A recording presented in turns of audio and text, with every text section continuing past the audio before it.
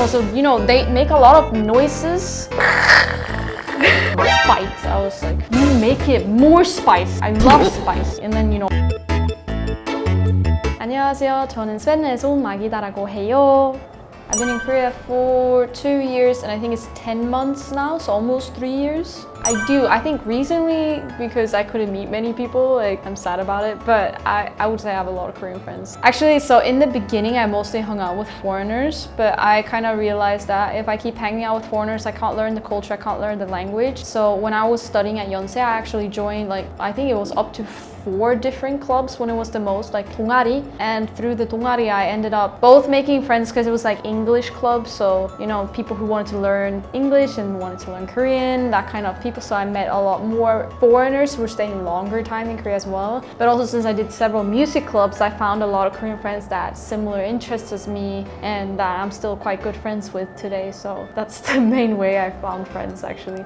If you think about it, it's gonna sound really stupid, but wherever you go, people are people. So there's good people, bad people, and everything like that. But there's some certain characteristics that my Korean friends have, I guess, especially the ones that are less foreign, haven't lived abroad, that are more Korean. So today we're gonna talk about the different characteristics that are special about my Korean friends. The thing is so funny is that I'm from such a city that doesn't have that high building, so I'm not really used to taking elevators, so I can't really say what is exactly different in Swedish people. But I guess in Korea, people really want to take it quite quickly, and I think you see me in a different video and I'm always pressing the buttons like this. And also I think everyone takes elevator more in Korea than Sweden. In Sweden they would tend to take if it's 1 or 2 floors, they would just take the stairs. But in Korea they're just no, it's just 1 floor, let's just take the elevator. Being a little bit, I think what some people would say lazy, but I also do that and I'm a bit lazy to be honest, so I shouldn't say anything. Yeah, I mean that's what I said earlier. They were like they won't leave that button alone. And I actually usually don't press it unless I'm in a hurry. But sometimes the elevator takes really long to close. Sometimes it's so quick, so you can't know. So that's I guess where usually they just press it. A lot of things people would say about when Koreans talk that's quite common is for example, they would be a lot ah, oh. I tend to do that now as well. And they say 아 진짜, 정말 like that a lot. But we have words like that in Swedish as well. It's not the same word, but it's used differently. So I think every culture has that kind of thing that they do or say. But I think if you just hear the tone of Korean, you can just know right away. So if I start to tend to do those kind of words and things, my Korean friends are always like, oh, you sound so Korean. 아 그러니까 just 진짜 to everything. I heard though that girls tend to say 진짜 more and guys tend to say 정말 more. I'm not sure if that's true though, because I feel like everyone just says 진짜 more and I tend to say it a lot. But when I text, I feel like I'm saying it too much, so I'm trying to spice it up by well, what other word can I use this time? I'm using it way too many times. But that's why I said 너무. I think people say that a lot as well. 너무 좋았어, 너무 like that. And also, they make a lot of noises.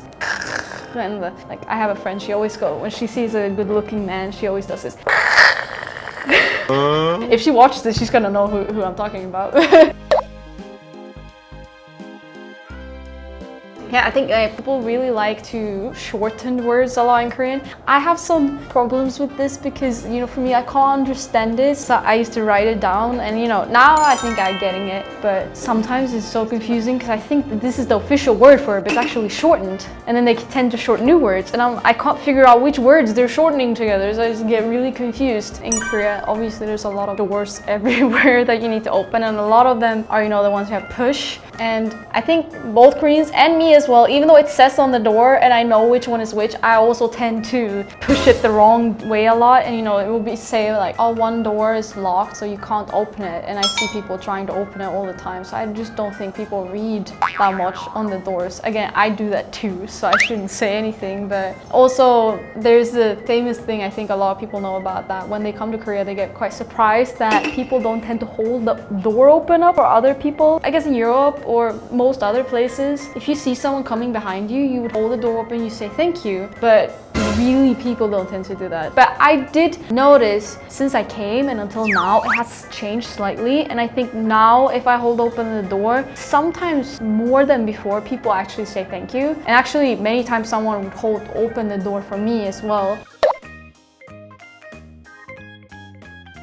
Yeah, that's what I said earlier. Like, I think everyone just always tries to open the door the wrong direction. It doesn't matter, like, I know exactly what it says, but for some reason I just tend to, whatever feeling I have. It's gonna sound stupid, but every door in Sweden I think always opens out. They don't open in ever. I can't imagine any door that opened in, actually, in my memory. There might be, but for me, that's why I always tend to open out. But you know, a lot of time they want them to push, and that's why I'm like, why is it not opening? What? So I would try another door, but actually I should have just pushed it. So, you know, in Korea, since it's like 반반, that's why I can imagine people just, you know, they just do whatever they feel like, and they usually just push. So also when you go to eat food together, and I've had a lot of different experience with this. So if I'm with one person, then usually, you know, you're talking, so you take some time. And in Sweden, usually we would sit a bit after finishing, and you sit and talk. Especially my family was very strict about this. I always had to sit and talk.